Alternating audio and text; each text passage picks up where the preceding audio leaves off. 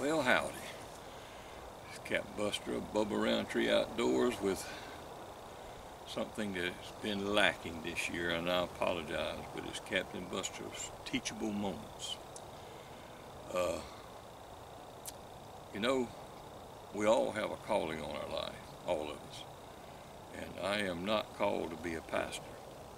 I am called to be a teller of stories or a teller of parables.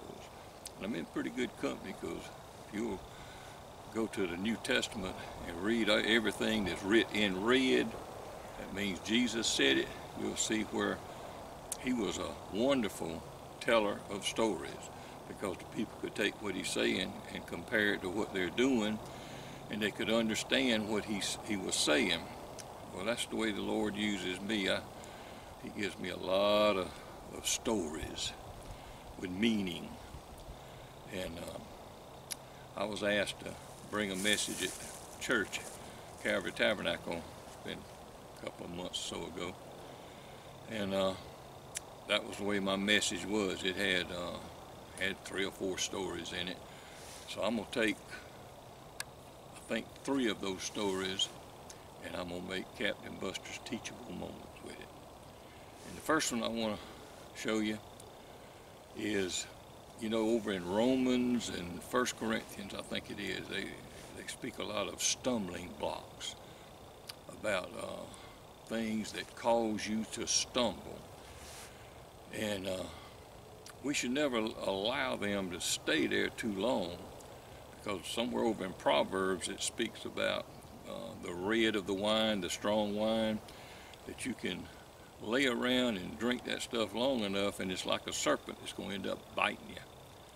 And it's like that with a lot of stumbling blocks. And the way the good Lord gave it to me was, we've got a walking path there at my house, and we walk that path all the time, or used to. I got sort of older now and don't walk it like I used to.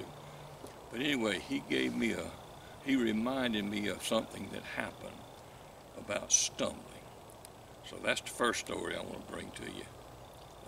It's about stumbling blocks, things that cause you to stumble, and you don't want to leave them around too long.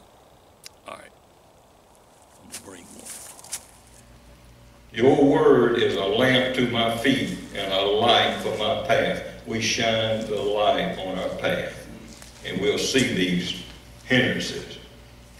Years ago, we got a path right behind our house off to the side a little bit, and it's exactly, well, I say exactly, it's close to 600 foot around that path.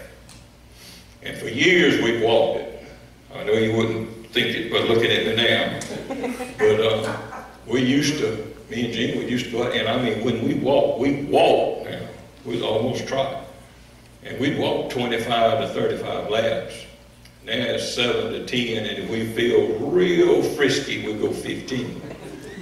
But anyway, I was walking that path, and it had rained several days before.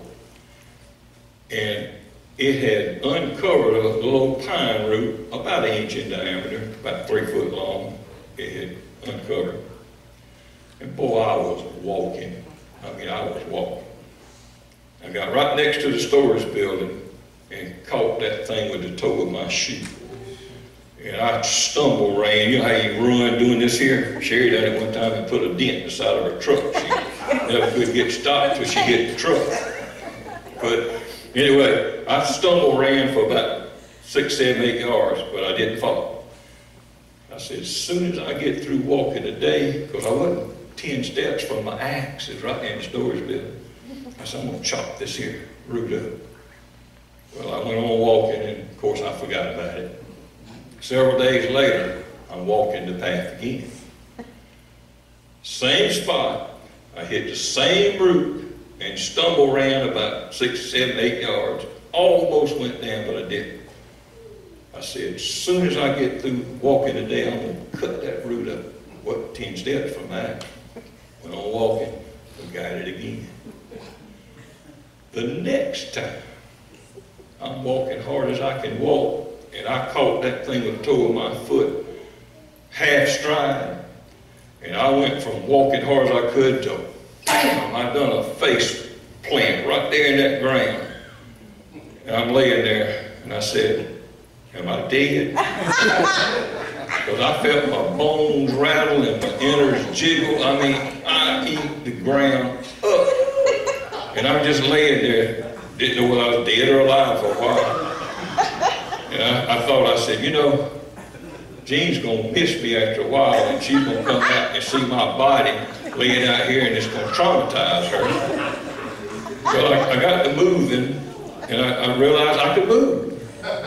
So it took me a while, but I got up and brushed off, and guess what Buster did?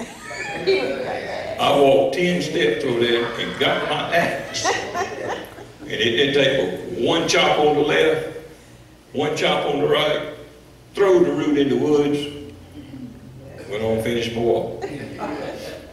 About a couple of weeks later, it had rained again. I'm out there walking again. And I done got all the way down to the bottom of the hill, and I was turning to the right to come on back up. My toe hit another root. And I stumble ran about 6 or 7 yards. And guess what Buster said? Anybody want to guess?